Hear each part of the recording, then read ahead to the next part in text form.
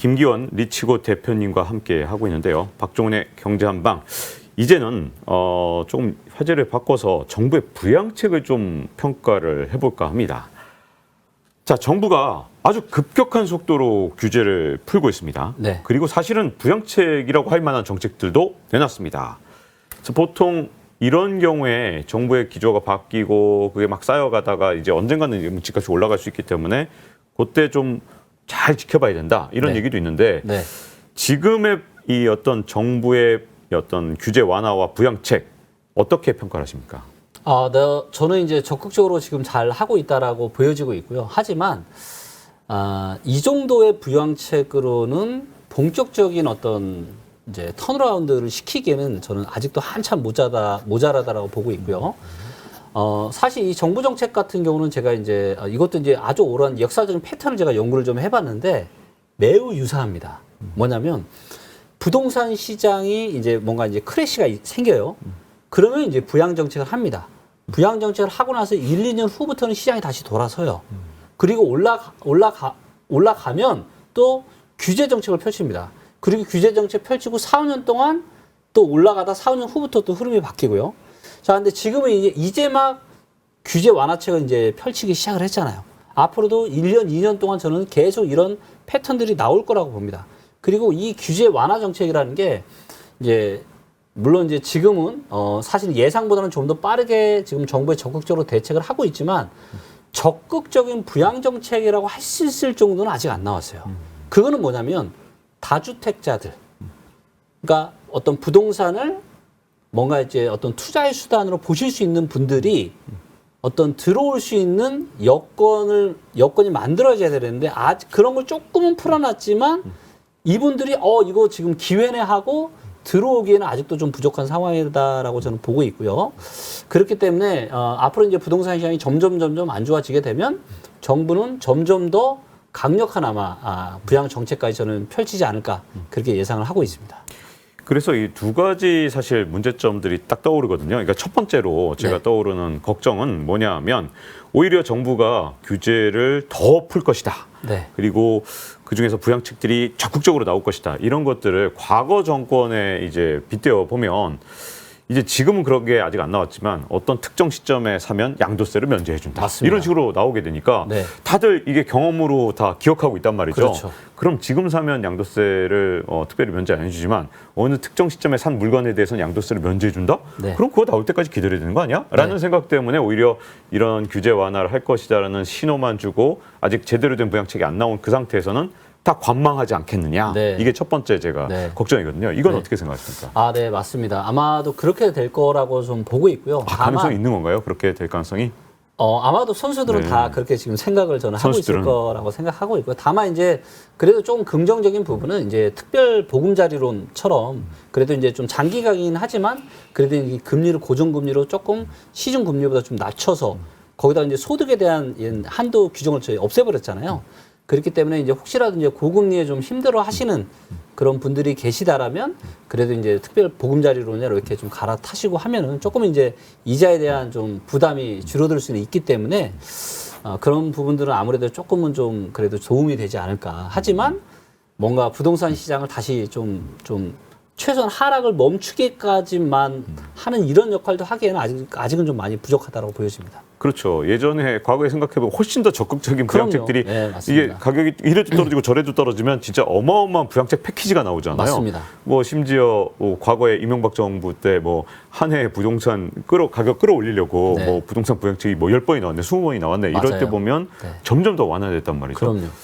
이게 약간 그게 반복될 것이 아니냐라는 아마도 생각이. 저는 큰 맥락상 아마 반복이 저는 될 거라고 봅니다.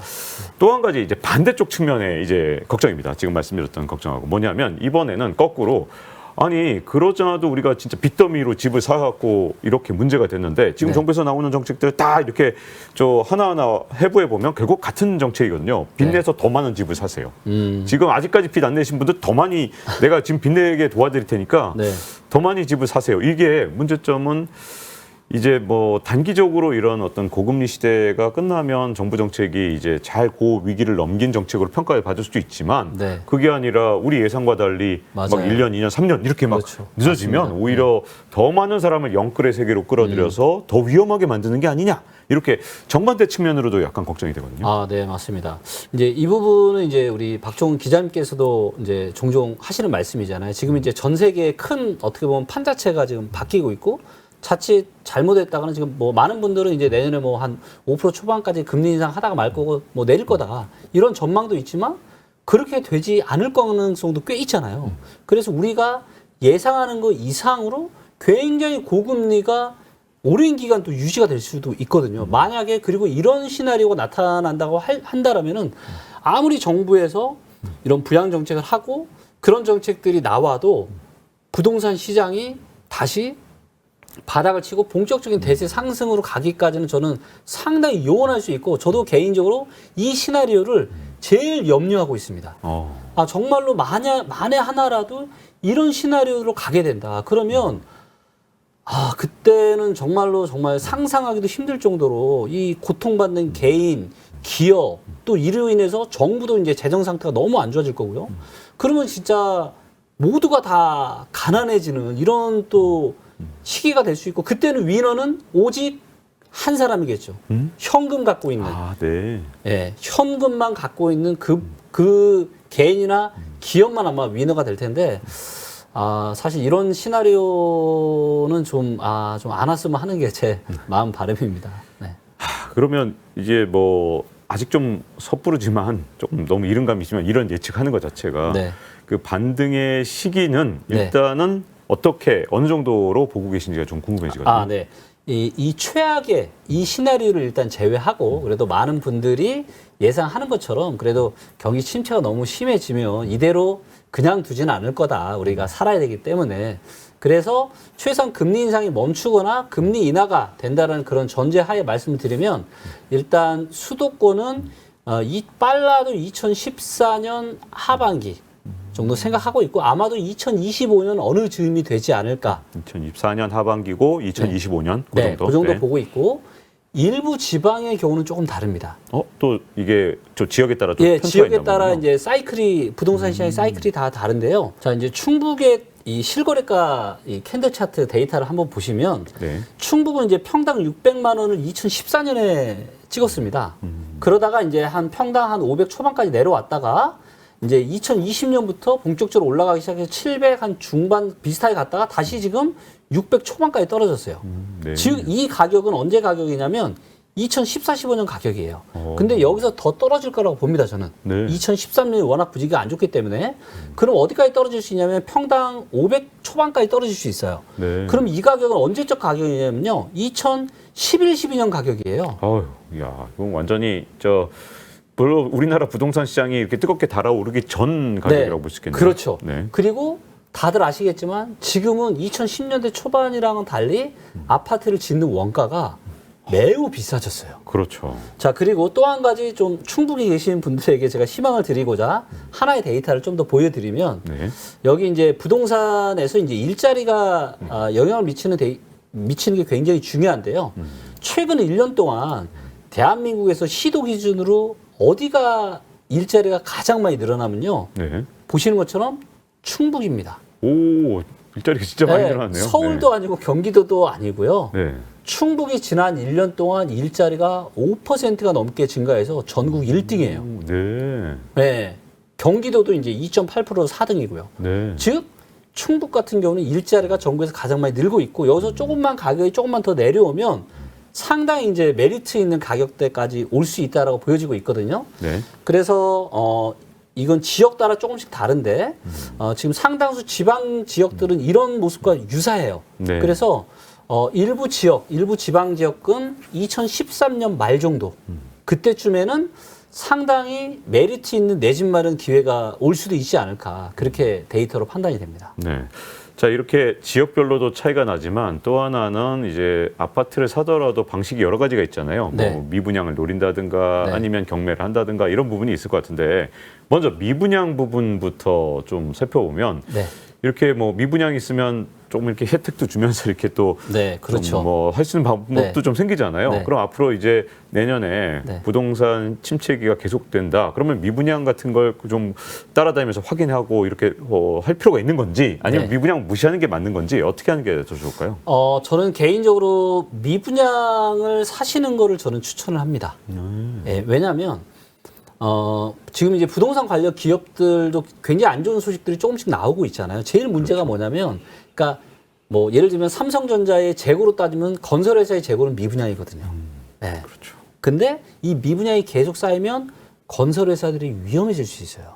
그렇기 때문에 큰 회사들이 무너지게 되면 또 이게 어떤 개인들의 경제에도 굉장히 안 좋은 영향을 미치기 때문에 정부에서 보통 어떤 정책을 펼쳤냐면요. 과거에도 보면 미분양이 이렇게 많이 심각하게 쌓이게 되면 혜택을 줍니다. 그래서 미분양 주택을 한 채나 여러 채를 취득을 하더라도 양도소득세를 한시적으로 완전 비과세를 해주겠다. 네. 그리고 그런 적이 있었죠. 그렇죠. 과거에. 그런 네. 적이 있었고 아마도 이번에도 저는 빠르면 내년, 늦어도 24년에는 나올 거라고 보고 있고 그리고 그 당시에는 또 할인도 받을 수가 있어요. 네. 그래서 할인도 받고 세금 혜택도 받고 사실 수 있는 아주 좋은 기회이기 때문에 미분양 주택에 대한 이런 어떤 매수 포인트를 잘 잡으셔서 내 집 마련을 하시면 아마 제일 좋은 방법이 아닐까 생각합니다. 정부 정책의 어떤 좀 지원의 집중이 미분양 쪽에 좀 몰린 이 과거의 역사가 있기 때문에 네. 이번에도 또 그럴 수 있다 이렇게 보시는 거군요. 네, 맞습니다. 그리고 또 하나는 이제 경매인데 경매는 어떻게 보십니까 그러면? 경매, 그러니까 투자적인 목적으로만 놓고 보면, 그러니까 저는 경매에서 앞으로 인생을 바꿀 수 있는 기회가 올 수 있다고 생각합니다. 인생까지 바꿀 수 있어요 경매를 잘하면? 예. 네. 왜냐하면 데이터를 보게 되면 아파트, 오피스텔, 토지, 빌딩 할 거 없이 역사상 최대의 거래량이 코로나 버블 시기에 터졌습니다.